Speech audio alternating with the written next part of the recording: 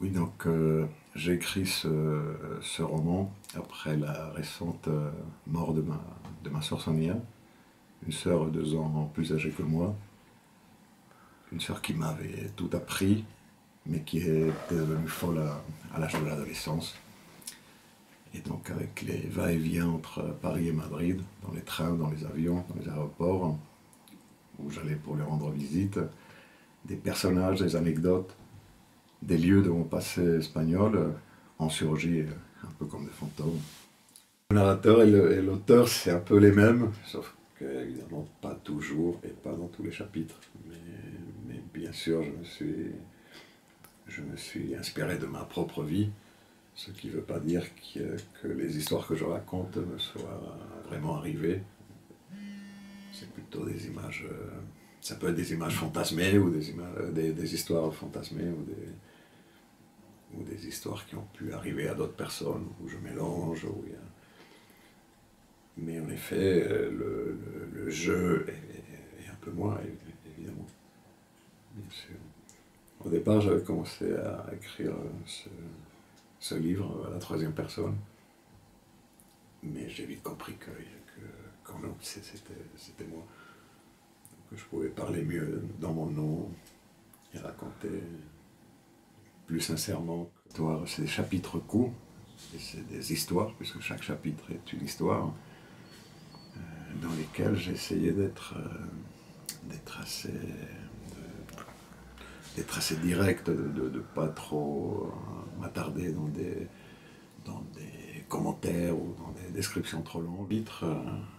Les chapitres ne sont pas.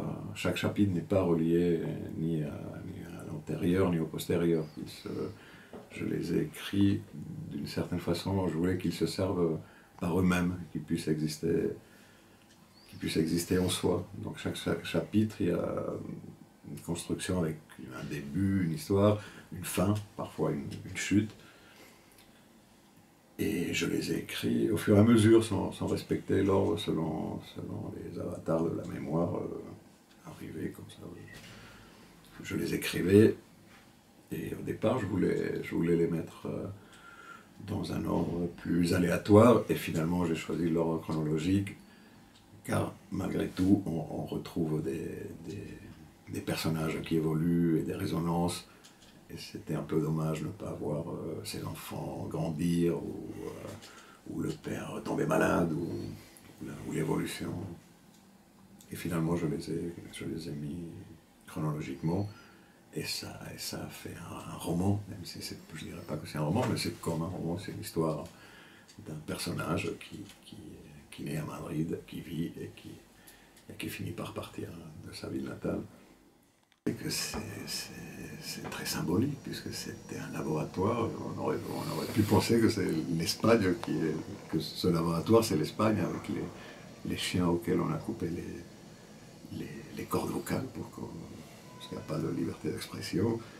Il y a les rats, bon, et à la fin, on trouve dans la cave la plus profonde et humide la bête magnifique qui est le sexe qui vit enfermé, que Franco a enfermé par des barreaux, et qui vit complètement perdu et isolé, et qui tente de reconquérir cette femme qui symboliserait la femme espagnole devenue vierge et coincée, parce que tout était interdit, les baisers au cinéma étaient interdits. Il fallait arriver vierge au mariage.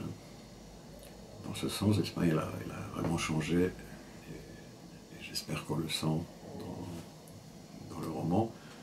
Elle a changé du tout au tout, parce que c'est passé d'une société machiste, traditionnaliste, à une société plutôt dominée par les femmes.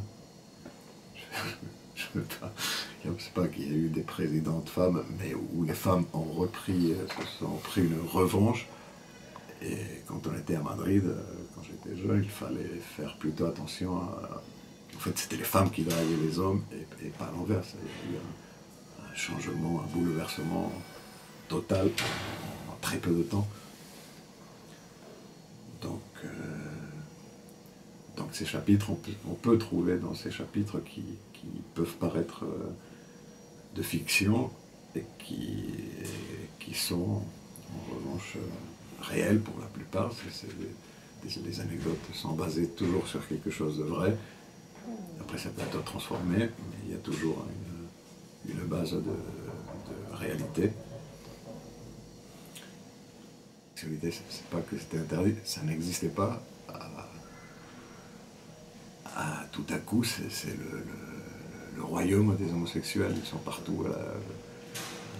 En 1980, un des présentateurs qui présente le journal télévisé est un travesti canarien de 1m90, sublime. Ça, je crois que dans l'histoire, c'est le premier présentateur de télévision travesti. Et ça arrive en Espagne. Et même Almodovar, qui revendique des femmes très passionnées, mais qui quand même se libèrent, qui s'adonnent à la passion. Et tout le monde s'adonne à la passion, il s'adonne aux drogues, il s'adonne aux vices, c'est pas le mot, mais bon, ce qu'on peut dire, on peut considérer comme vice à tout ce qui était interdit. Donc on passe d'une société où, comme je disais, la sexualité n'était pas interdite, mais elle était enterrée, elle était annulée, elle était effacée, ça n'existait pas,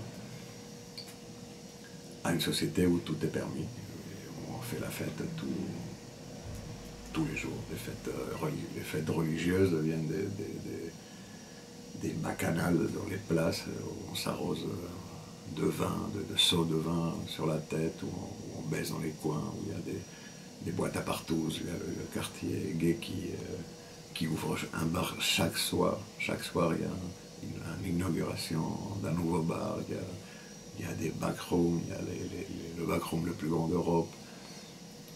Même, ça c'est en parlant de Madrid. Après, il y a aussi les villes de la province, la côte. Parce qu'à un moment, le narrateur part à Torremolinos, une fois qu'il sort de l'armée, un peu pour se défouler, il part à Torremolinos, qui est devenue une ville de décadence totale. Là, il y a tous les... C'est sur la Costa del Sol, et tu as tous les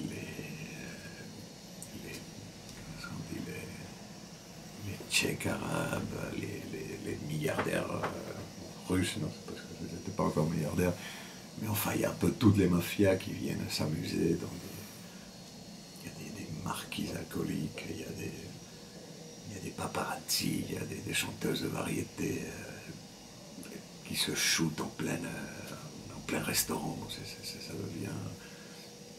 Je n'exagère pas, là, on dirait qu'on croit que j'exagère. Et dans ce livre, parfois on doit penser que c'est de l'exagération, mais je crois que je suis resté un peu en dessous de ce que ça a pu être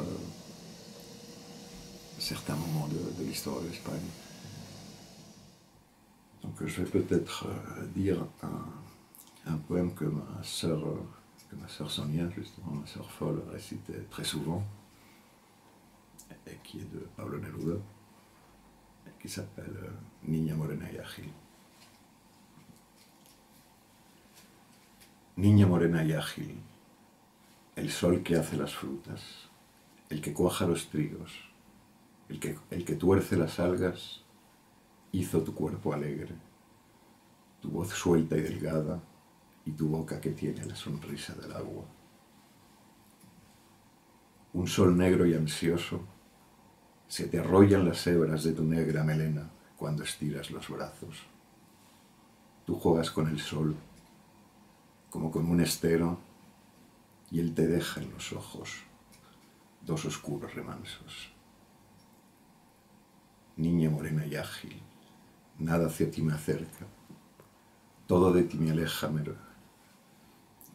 Niña morena y ágil, nada hacia ti me acerca, todo de ti me aleja como del mediodía. Eres la delirante juventud de la abeja, la embriaguez de la ola, la fuerza de la espiga. Mariposa morena, dulce y definitiva, como el trigal y el sol, la amapola y el agua.